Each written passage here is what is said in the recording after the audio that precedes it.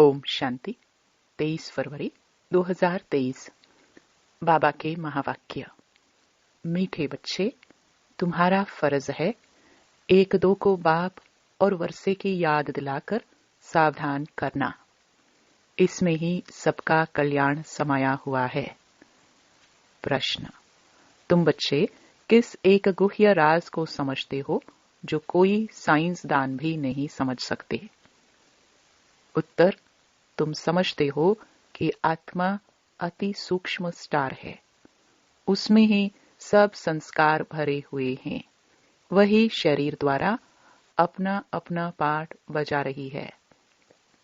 शरीर जड़ है, आत्मा चैतन्य है। ऐसे ही फिर परमात्मा भी स्टार है, उसमें सारी नॉलेज है। वह मनुष्य सृष्टि का बीज रूप है, सत्य है, चैतन्य है। वह कोई हजारों सूर्यों से तेजोमयी नहीं है। यह गुह्य राज तुम बच्चे समझते हो। साइंसदान इन बातों को नहीं समझ सकते। तुम्हें सबको आत्मा और परमात्मा की पहचान पहले पहले देनी है। गीत। माता वो माता, तू सबकी भाग्य विधाता। ओम शांति। बाप बच्चों प्रति कहे कि बच्चे स्वदर्शन चक्रधारी भव। यह बाप ने बच्चों को सावधानी दी। बच्चों को भी एक दो को सावधानी देनी है। बाप को याद करने से झट वह नशा चढ़ जाता है। स्मृति दिलाने के लिए एक दो को सावधान करना है। जैसे आपस में मिलते हैं तो नमस्ते आदि करते हैं ना, परंतु उनसे कोई कल्याण नहीं होता है। कल्याण तब होगा जब तुम बच्चे एक दो को सावधानी देंगे। स्वदर्शन चक्रधारी अक्षर में सब कुछ आ जाता है। बाप का परिचय, मर्तबे का परिचय, चक्र का भी परिचय आ गया। तो एक दो को सावधानी देना पहला फर्ज है। याद कराने से खबरदार हो जाएंगे। घड़ी घड़ी एक दो को सावधान करना है। बाप और वर्षे को याद करते रहो। स्वदर्शन चक्रधारी हो, अपने को अशरीरी समझ, अशरीरी बाप को याद करते हो। याद अर्थात योग। योग से ही तुम्हारी निरोगी काया बनती है। यह अभी का पुरुषार्थ है। अंत में जब एकदम कर्मातीत अवस्था हो जाएगी तब निरोगी बनेंगे। अभी तो पुरुषार्थी हुए। अभी बाप बैठ बच्चों को समझाते हैं, क्योंकि जानते हैं सभी बेसमझ हैं। जब देवताओं आदि की पूजा करते हैं, उन्हों के ऑक्यूपेशन का कोई को पता नहीं है, तो तुमको समझाना है। हम सबकी बायोग्राफी बता सकते हैं। पहले तो मुख्य परमपिता परमात्मा को जानना है। उसमें भी बहुत मनुष्य मूंझते हैं। कहते हैं परमात्मा का कोई नाम रूप नहीं है। तो पहली पहली मुख्य बात है आत्मा परमात्मा का भेद और ज्ञान बताना।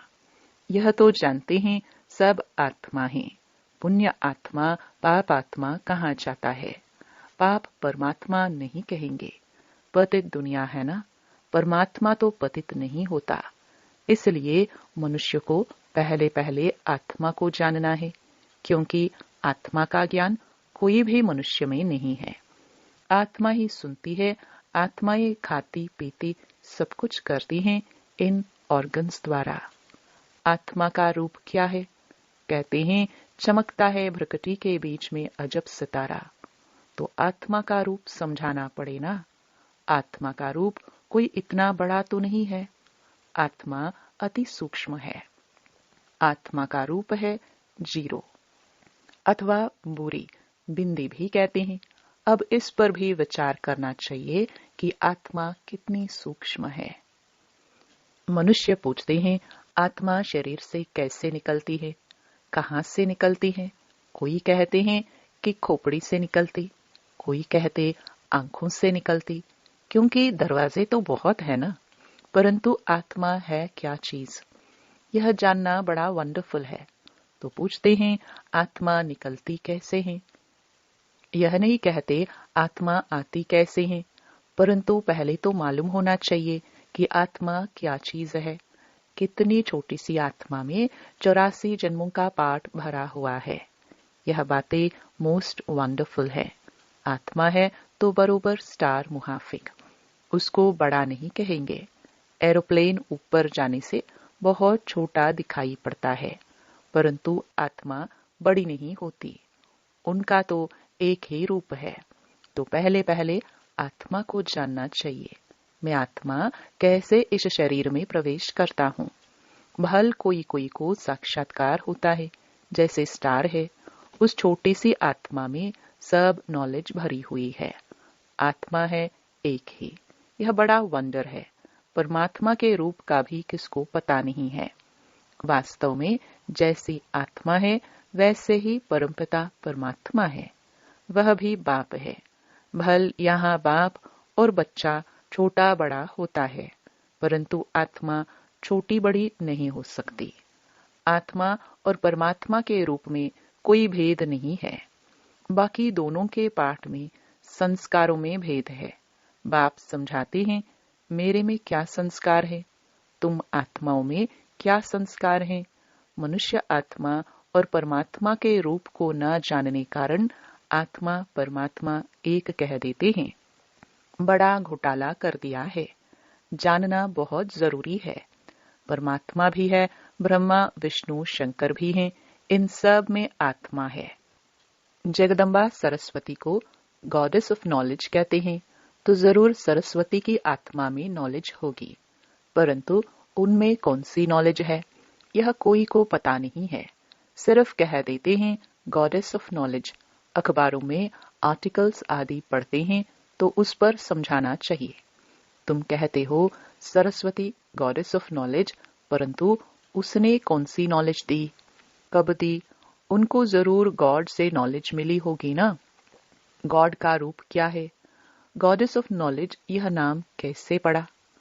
नॉलेजफुल तो गॉड है, उसने सरस्वती को नॉलेजफुल कैसे बनाया। एक ही बात पर किसको संगम पर खड़ा कर देना चाहिए। बाबा कहते हैं हम समझाते हैं, बाकी लिखने के लिए तो संजय जगदीश भाई निमित्त रहे हैं। यह है नंबर 1 मुख्य एक्टर। यह तो बाबा के साथ राइट हैंड होना चाहिए, परंतु ड्रामा की भाभी ऐसी है जो इनको दिल्ली में भी रहना होता है। कल्प पहले वाला पाठ है। अर्जुन का नाम मुख्य गाया हुआ है। अब तुम बच्चे हर बात का अर्थ समझते हो। पहले पहले तो आत्मा और परमात्मा को समझना है। बाप ने बच्चों को समझाया है, आत्मा स्टार है, उसमें सारी नॉलेज कैसे भरी हुई है। यह कोई साइंसदान भी समझ नहीं सकेंगे। आत्मा में ही सब संस्कार रहते हैं। अब आत्मा तो स्टार है। अच्छा, परमात्मा का रूप क्या है। वह भी परम आत्मा ही है, फर्क नहीं है। यह जो महिमा गाते हैं वह हजारों सूर्यों से तीखा है, ऐसा नहीं है। बाप कहते हैं सिर्फ तुम्हारी आत्मा में नॉलेज नहीं है, मैं परमात्मा नॉलेजफुल हूँ। बस ये फर्क है। माया ने तुम्हारी आत्मा को पतित बना दिया है। बाकी कोई दीवा नहीं है, बुझा हुआ है। सिर्फ आत्मा से नॉलेज निकल गई है, बाप और रचना की। सो अब तुमको नॉलेज मिल रही है। बाबा में नॉलेज है, वह भी आत्मा है, कोई बड़ी नहीं है। उनको भी नॉलेजफुल, सरस्वती को भी नॉलेजफुल कहा जाता है। अब उनको नॉलेज कब मिली।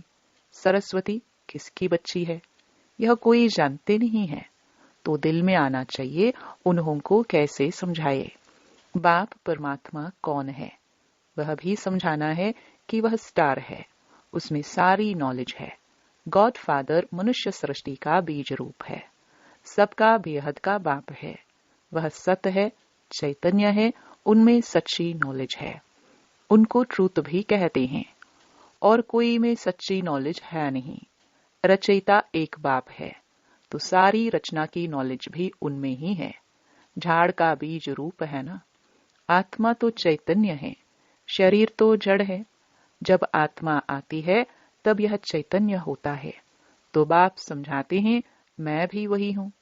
आत्मा छोटी बड़ी हो नहीं सकती। जैसे तुम आत्मा हो वैसे परम आत्मा यानी परमात्मा है। फिर उनकी महिमा सबसे ऊंची है। मनुष्य सृष्टि का बीज रूप है, मनुष्य ही उनको याद करते हैं। यह तो जानते हैं, बाप ऊपर में रहते हैं।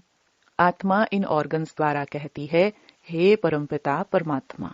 मनुष्य यह नहीं जानते हैं क्योंकि देह अभिमानी है। तुम अब देही अभिमानी बने हो, अपने को आत्मा निश्चय करते हो। तुम जानते हो गॉड तो निराकार को ही कहा जाता है। हम उनकी संतान हैं। वह गॉड ही आकर नॉलेज देते हैं। उनको नॉलेजफुल, ब्लिसफुल कहा जाता है।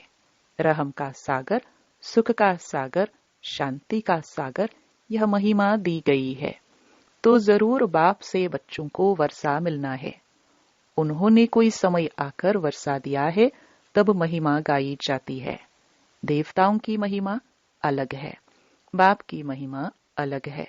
सब आत्माओं का वह बाप है। क्रिएटर होने के कारण उनको बीज रूप कहा जाता है। पहले पहले बाप का परिचय देना है। शास्त्रों में दिखाते हैं अंगुष्ठे मिसल है। हम कहते हैं वह ज्योतिर्बिंदु है। चित्र भी बनाया है, परंतु इतना बड़ा तो वह है नहीं। वह तो अति सूक्ष्म है। तो क्या समझाए? तुमको कहेंगे चित्र में इतना बड़ा रूप क्यों दिखाया है? बोलो नहीं तो क्या रखे? वह तो एक बिंदी है। फिर उनकी पूजा कैसे करेंगे? उन पर दूध कैसे चढ़ाएंगे? पूजा के लिए यह रूप बनाया हुआ है। बाकी यह समझते हैं कि वह है परम पिता, परम आत्मा, परम धाम में रहने वाले। वह परम धाम है हमारा स्वीट होम, निराकारी दुनिया, मूल वतन, सूक्ष्म वतन, फिर स्थूल वतन। बाप निराकारी दुनिया में रहते हैं। आत्मा कहती है हम निर्वाण धाम में जावे, जहां यह ऑर्गन्स ना हो। आत्मा ही आकर शरीर धारण करती है। अब यह कैसे समझाए कि आत्मा कहां से जाती है? यह तो जानते हैं पिंड में आत्मा प्रवेश होने से चैतन्य बन जाती है। चीज कितनी सूक्ष्म है। उसी में सारे संस्कार भरे हुए हैं। फिर एक एक जन्म के संस्कार प्रकट होते जाएंगे। तो बाप समझाते हैं हर एक बात को अच्छी रीति समझना है। सरस्वती की बात पर भी समझा सकते हैं। वह किसकी बच्ची है? इस समय तुमको तो गॉडेस कह न सके। सरस्वती है ब्रह्मा की बेटी। तो जरूर वह भी गॉड ऑफ नॉलेज ठहरा। ब्रह्मा के मुख कमल से दिखाते हैं ज्ञान दिया, तो ब्रह्मा का भी नाम है ना। इस समय तुम हो ब्राह्मण। भल आत्मा प्योर होती जाती है, परंतु शरीर तो प्योर हो नहीं सकता। यह तमो प्रधान शरीर है। तो बाप समझाते हैं बच्चे, एक दो को सावधान कर उन्नति को पाना है। बाप और वर्षी को याद करते हो, स्वदर्शन चक्र को याद करते हो। बाप कहते हैं एक भी ऐसे सावधानी नहीं देते होंगे। बाप को याद करते करते नींद को जीतने वाला बनना है। इसमें तो बहुत कमाई है।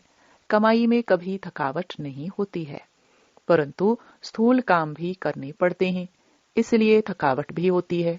बाप समझाते हैं रात को भी जागकर बाबा से बातें करते ज्ञान सागर में डुबकी लगानी होती है। जैसे एक जानवर होता है, पानी में डुबकी लगाता है, तो ऐसे डुबकी मारने से, विचार सागर मंथन करने से देखते हैं कि बहुत पॉइंट्स आती है। कहां कहां से निकल आती हैं। इसको कहा जाता है रात को जागकर ज्ञान का विचार सागर मंथन करना।